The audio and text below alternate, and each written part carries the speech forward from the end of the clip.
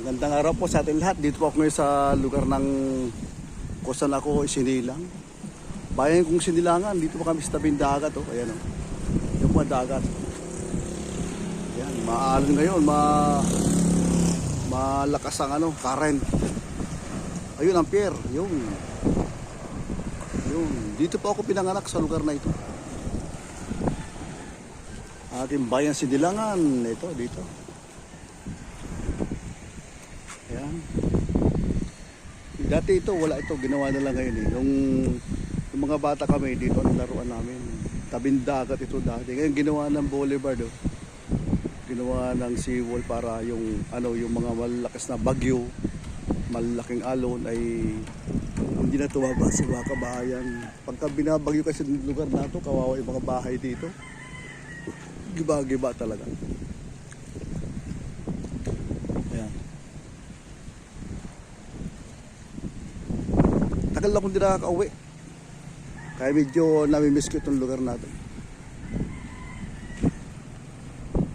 Yung ito yun ang mayon. Yung mayon hindi makita kasi medyo panay ulan dito. Yun ang doon ang parte ng mayon. No? Hindi makita ba puro ulap. Hindi makita. Puro ulap siya.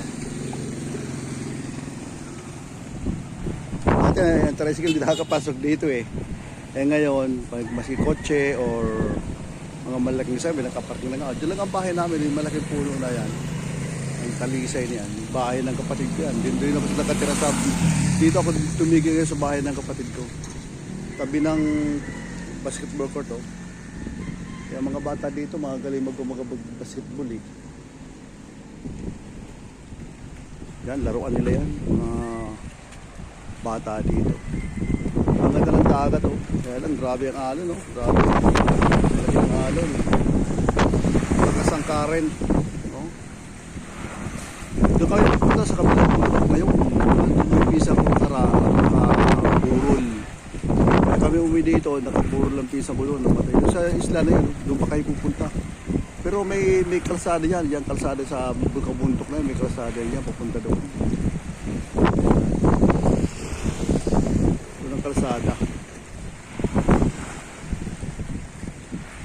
Lakas ang alon, lakas ng current. Yun ang pier.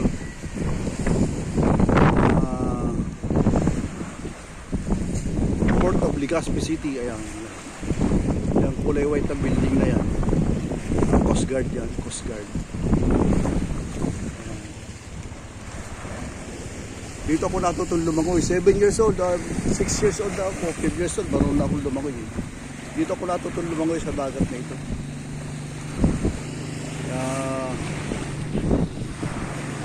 Ito, nagkakape si Kuya Mano. Kape.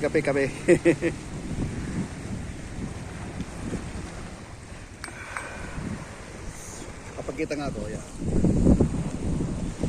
Si Kuya Mano yan. Hello. Kape.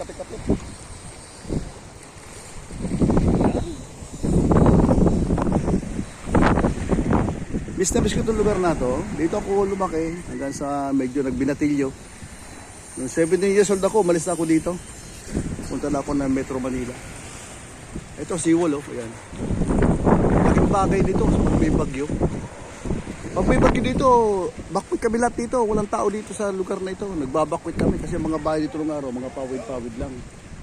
Ngayon, medyo malalaki ng bahay na yun.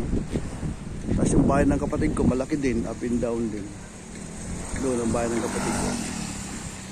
O sige po, pinagkita ko lang sa inyo kung saan ako pinanganak sa lugar na ito. Dito po ako pinanganak, dito ako lumaki, dito ako nagbinata.